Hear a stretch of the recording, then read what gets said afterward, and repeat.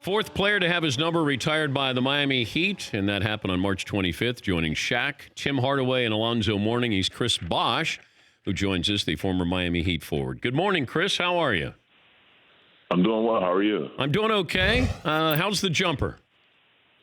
It's pretty good. It's pretty solid. Yeah? That's never going anywhere. Yeah, you know what I mean? It's like riding a bike.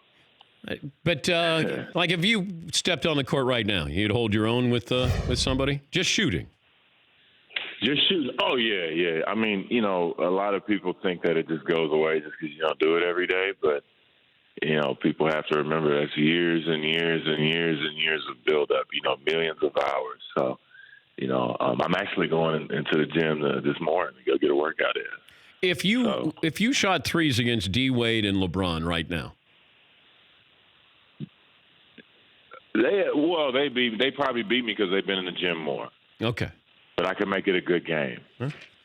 All right. If I talk enough, you know how the older guys just get in your head and talk enough, and you know, just to be there at the end. That would be my role. Yeah, but those guys are old; they're veterans. You can't get in their head. You're not going to talk junk to them. Hey, or can I? Might as well try. You know, and if we're playing a shooting game, I know I won't be able to beat them without it. So. I'm curious. I have to dig deep. I'm curious about your thoughts with James Harden in particular on defending him and officiating him. I don't know what's tougher, officiating James Harden or defending James Harden. I think it kind of goes both. You know, I was watching a game yesterday, and it's kind of been that dynamic all season, especially, you know, with the Warriors too, but especially with James. You know, that step back three is a pretty, you know, good shot for him. All right. He's probably the best that's ever, you know, done that type of shot before. But every time he shoots the ball, he falls. You know, it's a kind of I saw one move where Chris Paul kind of shot and leaned into it, and did he get fouled? Yeah, but if you kind of, you know, jerk and react, you know, you're asking the referees to make, you know, dozens of calls, you know, per game in that split decision. So naturally they're going to miss some. But, yeah, it's difficult to guard that guy, and it's difficult to officiate him. It's kind of he's unorthodox, it's weird, it's different, but it's effective, and, you know, he draws contact. And, you know, you have to figure out a way to kind of, you know, officiate it correctly, but it's not easy. How would you guard him? I think one of the interesting things teams are doing, I watched in the Jazz series, they're really, really corralling that left hand, and they're corralling the three-point line. So that's kind of an interesting thing. No matter how far he steps back, they stay on that left hand and force him to put the ball on the floor and drive. You know, so he's going to have to, you know, continue to drive, and then when he kicks it to his other teammates, they're going to have to make plays, you know. But before they really get it going, if they want to win game two, they probably need to, you know, get some production out of their other guys. And, you know, he's going to have to figure out a way to try and, you know, evade that, escape that, you know, or escape that defensive strategy that people are starting to use on him. Tougher to guard, though. Harden, Giannis, Durant. I guess you can throw KD. LeBron in there. Oh, KD? Yeah, KD, man. I mean, yeah, if you watch him play, I mean, for one, he's got a few weapons. He's got some guys he can pass it to that can knock down a shot. And he's an excellent passer. But then he's 7 feet, you know, and then he can handle like a guard. And then he can rise and shoot. He's got the in-between game. He's got the post-up game.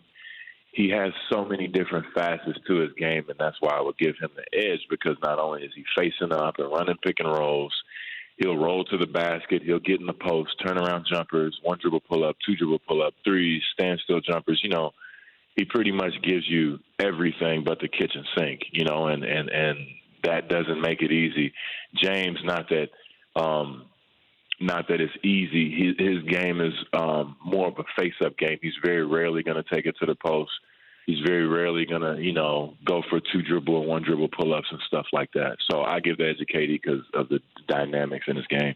Where would you now? It feels like people are waiting to christen Kevin Durant as the best player, and it feels like it almost we passed by Durant. Now we went to the Greek Freak. Who is the best player in basketball today? That's such a weird question. I don't know why, people are very, very, I guess it's an important question. It's a tough thing. I mean, there's so many good players, and then when you get to the top 5 in the league, MVP race, stuff like that.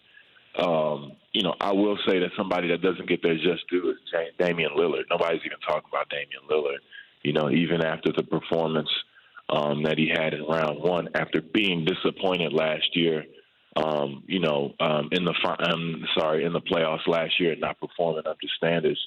You know what I mean? So, LeBron, James, Giannis, Dame Lillard. I wouldn't try to pick one because it's kind of, unfair trying to pick one person, but I would go with those pool of guys are the upper echelon of the league right now. But if you were starting your team and you had the first pick, if I started my team and I had the first pick, I would probably. I mean, I'm a big, so I'm gonna go with size and youth.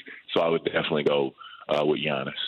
We're talking just Giannis Antetokounmpo. Yeah. We're talking to Chris Bosh, the former Miami Heat forward. Do you remember your last game? That was 2016. Yeah, 2016 against Thursday night against San Antonio. How did you do? On TNT. I fared all right. I think I maybe had 16, 18 points. They thumped us pretty good. It was one of those right before All-Star games, and nobody, we didn't really have the focus and concentration. The Spurs beat the brakes off of us that game. I think I had one nice dunk. I had a nice dunk, and that was about it. What's your favorite Miami Heat story, on or off the court? It would definitely be off the court. We had so much fun off the court, man. I mean, I think a lot of people, are kind of curious with that, but most people kind of see, everything on TV and you anticipate that it's a fun time. It's not always fun playing games in high pressure and high stakes, but I would say definitely off the court because it was so many instances where, guys, they needed breakthroughs. We had so many dinners, so many laughs. Just enjoyed so much time around each other off the court that, that became some of our favorite times, at least mine. Do you, who's funnier, Wade or LeBron? LeBron. Like practical jokes? He's pretty funny.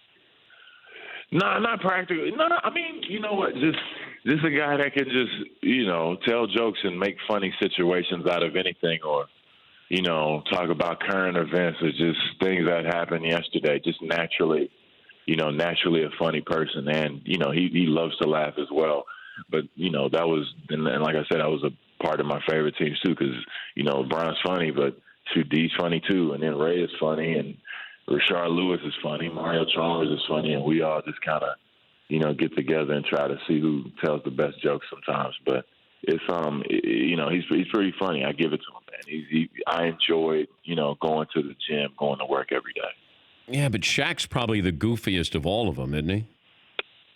He's pretty funny. I mean, I've gotten a chance to work with Shaq on TNT and stuff, and he's one of those guys that just don't stop. He's gonna keep on going until you laugh at something. Well, didn't he used to run around? I had somebody tell me that when he was with Cleveland, he would hug people naked. He would run out of the locker room and he would hug people. Did you hear that story? No, I haven't. Lucky for you. Lucky for you, Chris. Yeah, What would you rather do, coach or be a GM? Is it like one of those choice things? I'd rather be a GM because the GM can fire the coach. So then the coaching experience would kind of be, overrated a little bit if you just get fired by your boss. You know what I mean? But I would rather be a GM. Not that it is different. I mean, I love the aspect of coaching. I probably won't be a coach. Probably never will be a coach. But the GM, that's kind of a different chess game. It's a huge difference. And, like I said before, you got a little bit more authority. So, and I always joke because I said I'll never coach because, man, it's tough coaching professional athletes. When they're making more money than you are, that dynamic of communication is very, very, very different. So I'm aware of that. Chris, good to catch up with you. I hope you're feeling well, and good luck in the media if that's where you decide to end up. I appreciate that, man.